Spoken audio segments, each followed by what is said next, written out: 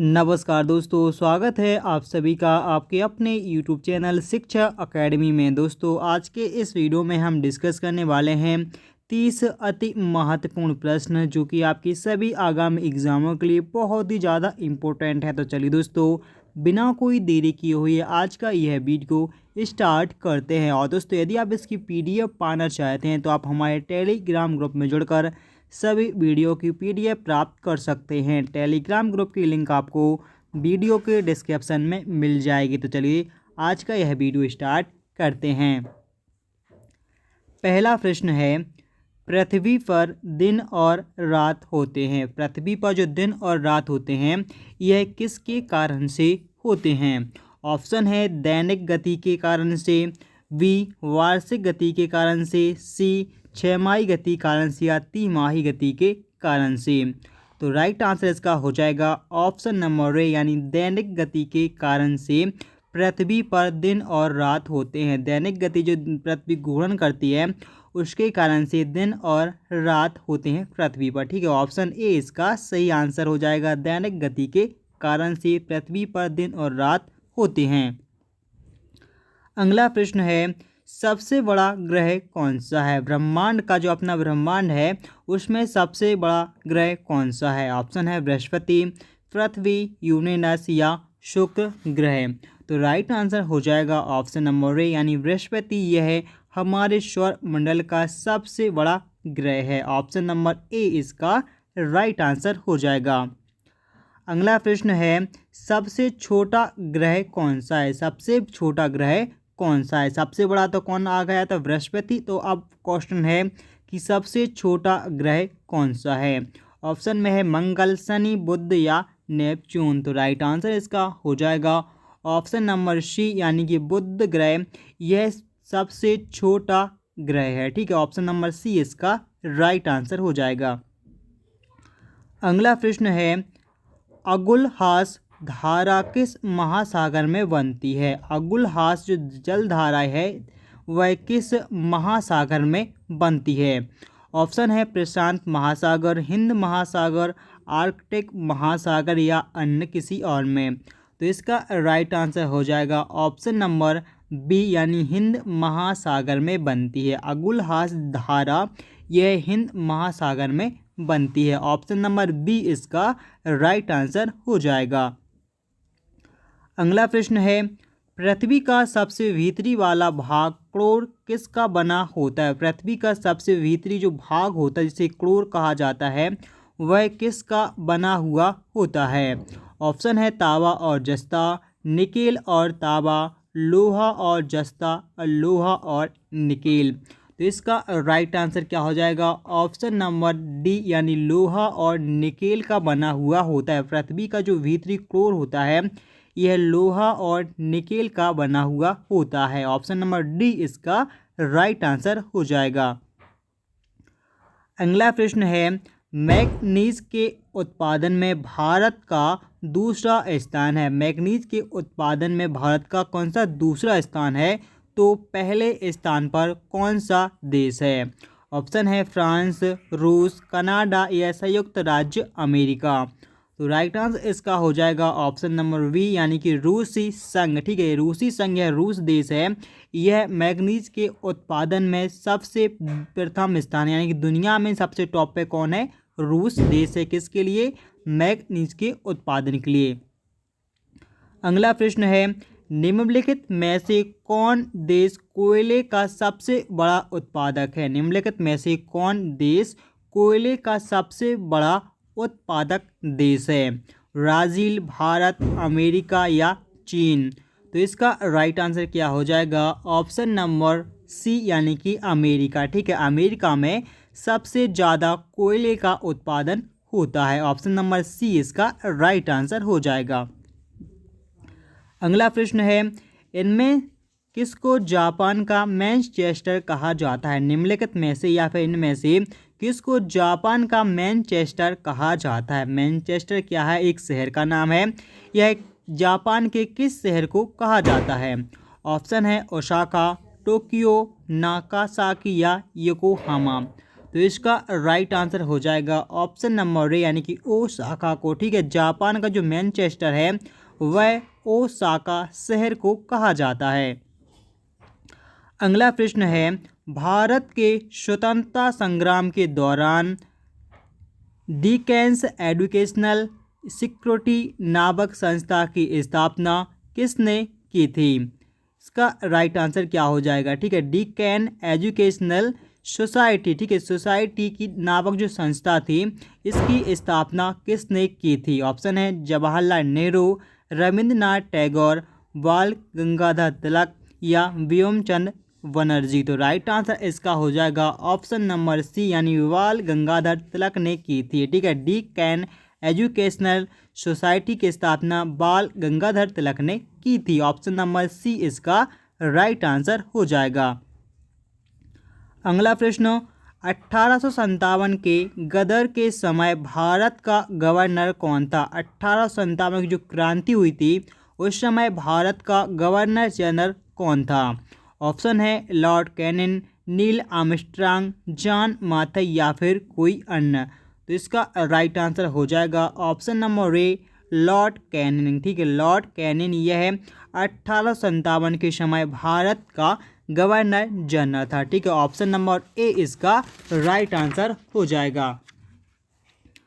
अगला प्रश्न है कि भारत भारतीयों के लिए है यह नारा किस संस्था ने दिया था? भारत भारतीयों के लिए है यह नारा किस संस्था ने दिया था? ऑप्शन है आ सरकारी संस्था, आर्य समाज, ब्रह्म समाज या फिर अन्य। तो इसका राइट आंसर हो जाएगा ऑप्शन नंबर बी यानी आर्य समाज ने दिया था। ठीक है, आर्य समाज का नारा था कि भारत केवल भारतवासियों के लिए है। यह किसने? आर्य समाज ने नारा दिया था। अगला प्रश्न है, विंध्याचल और सतपुड़ा पहाड़ियों के बीच से होकर बहने वाली नदी कौन सी है? विंध्याचल और सतपुड़ा के पहाड़ियों के बीच से होने वाली नदी है वह कौन सी है? नर्मदा, सिंधु नदी, कोसी या गोदावरी। तो राइट आंसर है ऑप्शन नंबर बी यानी कि नर्मदा नदी विंध्याचल पर्वत और सतपुड़ा पर्वत के बीच से होकर बहती है। ऑप्शन नंबर ए इसका राइट आंसर हो जाएगा।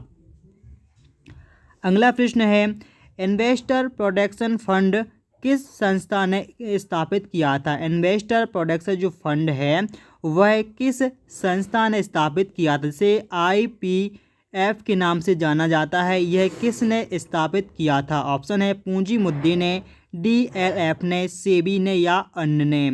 तो राइट आंसर इसका हो जाएगा ऑप्शन सी यानी सेबी ने इसकी स्थापना की थी। इन्वेस्टर प्रोटेक्शन जो फंड है यह सेबी द्वारा स्थापित किया गया था। ऑप्शन सी इसका राइट आंसर हो जाएगा।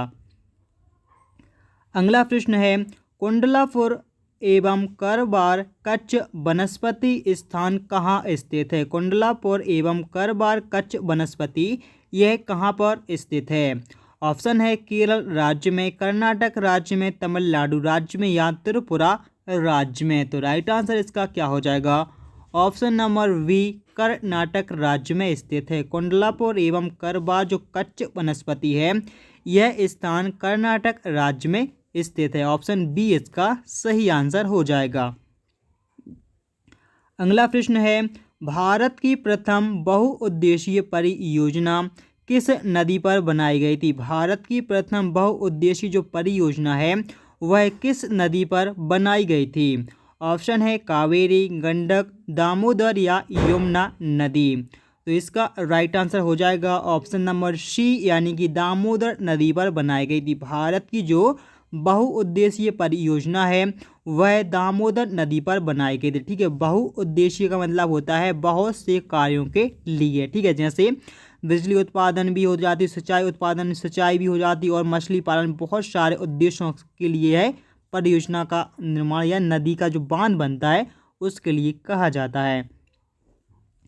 अगला प्रश्न, भारत में प्रथम स्थापित परमाणु संयंत्र कौन सा है? भारत में सबसे पहले जो परमाणु संयंत्र स्थापित किया गया था एटॉमिक प्लांट वह कौन है? ऑप्शन है तारापुर परमाणु संयंत्र, कैटेनॉम परमाणु, कुंडलकुलम परमाणु संयंत्र या फिर कोई अन्य। तो इसका राइट आंसर हो जाएगा ऑप्शन नंबर ए यानी तारापुर परमाणु संयंत्र जो है यह भारत में सबसे पहले स्थापित किया गया था। अगला प्रश्न है यूनाइटेड किंगडम यानी यूके में शामिल है, यूनाइटेड किंगडम में कौन शामिल है? ऑप्शन है इंग्लैंड तथा उत्तरी आयरलैंड, उत्तरी आयरलैंड तथा वेल्स, स्कॉटलैंड तथा वेल्स। राइट आंसर इसका हो जाएगा ऑप्शन नंबर डी यानी कि ए और डी इसका राइट आंसर है, यानी यूनाइटेड किंगडम में इंग्लैंड उत्तर आयरलैंड स्थित है। ठीक है, कौन कौन है? इंग्लैंड और उत्तरी आयरलैंड स्थापित है। ऑप्शन नंबर डी इसका राइट आंसर हो जाएगा। ठीक है, नेक्स्ट है कि आगरा शहर को किसने बसाया था? आगरा शहर को किसने बसाया था? ऑप्शन है सिकंदर लोदी, अकबर, बहरौल लोदी या शाहजहां। तो इसका राइट आंसर क्या हो जाएगा? प्रश्न नंबर 18 आगरा शहर को किसने बसाया था? तो इसका सही आंसर है ऑप्शन नंबर ए यानी सिकंदर लोदी ने बसाया था। आगरा शहर को किसने? सिकंदर लोदी ने स्थापना की थी। अगला प्रश्न है कि राष्ट्रीय प्रतीक के निचले भाग में उत्कीर्ण शब्द सत्यमेव जयते किस संदर्भ से लिया गया है? जो सत्यमेव जयते है वह कहाँ से लिया गया है? ऑप्शन है पुराण से, जातक से, मुंडकोपनिषद से या महाभारत से। तो राइट आंसर इसका हो जाएगा ऑप्शन नंबर सी यानी कि मुंडकोपनिषद से लिया गया है सत्यमेव जयते। अगला प्रश्न है कि अशोक के शिलालेखों की लिपि क्या थी? अशोक के जो शिलालेख थे इसकी लिपि कौन सी थी? ऑप्शन है गुरुमुखी, ब्राह्मणी, देवनागरी या हाइरोग्लाइफिक्स। तो राइट आंसर इसका क्या होगा? ऑप्शन बी यानी ब्राह्मी लिपि में लिखी गई थी। शिलालेख जो मिले थे वह कौन सी? ब्राह्मी लिपि में स्थापित है या मिले हुए हैं। अगला प्रश्न है बिहू निम्नलिखित में से किसका एक लोकप्रिय उत्सव है? बिहू निम्नलिखित में से किसका लोकप्रिय उत्सव है? ऑप्शन है असम, उड़ीसा, बिहार या बंगाल। तो इसका राइट आंसर हो जाएगा ऑप्शन नंबर ए यानी असम राज्य का है। ठीक है, असम राज्य का जो बिहू उत्सव है वह कहाँ पर? असम राज्य में मनाया जाता है। विवेकानंद रॉक मेमोरियल कहाँ स्थित है? विवेकानंद रॉक मेमोरियल यह कहाँ पर स्थित है? अंडमान निकोबार, लक्षद्वीप, केरल या तमिलनाडु। तो इसका राइट आंसर क्या होगा? ऑप्शन डी यानी तमिलनाडु में स्थित है। विवेकानंद रॉक मेमोरियल कहाँ पर? तमिलनाडु राज्य में स्थित है। अगला प्रश्न है महात्मा गांधी को राष्ट्रपिता के रूप में उल्लेख सबसे पहले किसने किया था? महात्मा गांधी को राष्ट्रपिता के रूप में सबसे पहले जो उल्लेख है वह किसने किया? सुभाष चंद्र बोस, जवाहरलाल नेहरू, वल्लभ भाई पटेल या इनमें से कोई नहीं।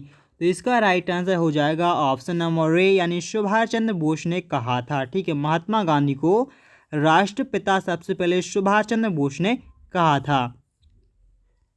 अगला प्रश्न है प्रथम गोलमेज सम्मेलन कहाँ पर हुआ था? प्रथम गोलमेज सम्मेलन जो है यह कहाँ पर हुआ था? ऑप्शन नई दिल्ली, लंदन, बम्बई या इनमें से कोई नहीं।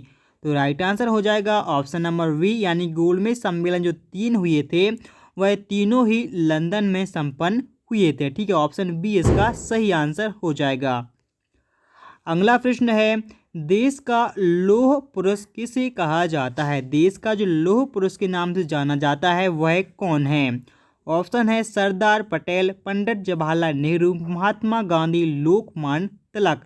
राइट आंसर हो जाएगा ऑप्शन नंबर ए यानी सरदार पटेल को। ठीक है, सरदार वल्लभ भाई पटेल के लिए लौह पुरुष के उपनाम से भी जाना जाता है। अगला प्रश्न है कि महात्मा गांधी जी को अंध नंगा फकीर किसने कहा था? ठीक है, महात्मा गांधी जी के लिए अंध नंगा फकीर यह किसने कहा था? ऑप्शन है हिटलर, जिन्ना, चर्चिल या माउंटबेटन। तो इसका राइट आंसर हो जाएगा ऑप्शन नंबर सी यानी चर्चिल ने कहा था। चर्चिल ने कहा था। ठीक है, किसने? चर्चिल ने कहा था महात्मा गांधी के लिए। नेक्स्ट है कि महात्मा गांधी निम्नलिखित में से किससे अधिक प्रभावित थे? महात्मा गांधी निम्नलिखित में से किससे सबसे अधिक प्रभावित थे? ऑप्शन है वार्डनशॉ, लियो टॉल्स्टॉय, कार्ल मार्क्स या इनमें से कोई नहीं। तो इसका राइट आंसर हो जाएगा ऑप्शन नंबर बी यानी कि लियो टॉल्स्टॉय। ठीक है, लियो टॉल्स्टॉय जो एक व्यक्ति थे, इनसे महात्मा गांधी सबसे ज़्यादा प्रभावित थे।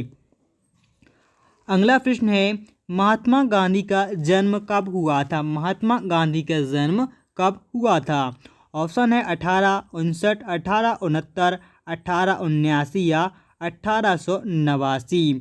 तो इसका राइट आंसर हो जाएगा ऑप्शन नंबर बी यानी कि 1869। 2 अक्टूबर 1869 में महात्मा गांधी जी का जन्म हुआ था।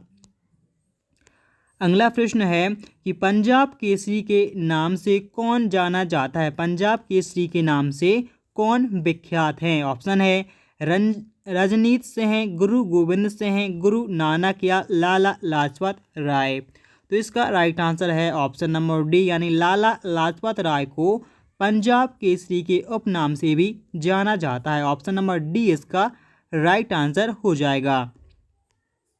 अगला प्रश्न है निम्नलिखित में से कौन सी गंगा की सहायक नदी नहीं है? निम्नलिखित में से कौन सी एक नदी गंगा की सहायक नदी नहीं है? ऑप्शन है स्वर्णरेखा, सोन, गंडक या कोसी। तो इसका राइट आंसर हो जाएगा ऑप्शन नंबर ए यानी कि स्वर्णरेखा जो नदी है यह गंगा की सहायक नदी नहीं है। बाकी सोन, कोसी, गंडक यह तीनों ही गंगा नदी की सहायक नदी है। ऑप्शन नंबर ए इसका राइट आंसर है। स्वर्णरेखा नदी गंगा की सहायक नदी नहीं है। तो दोस्तों इसी के साथ हमारा यह वीडियो यहाँ पर समाप्त होता है।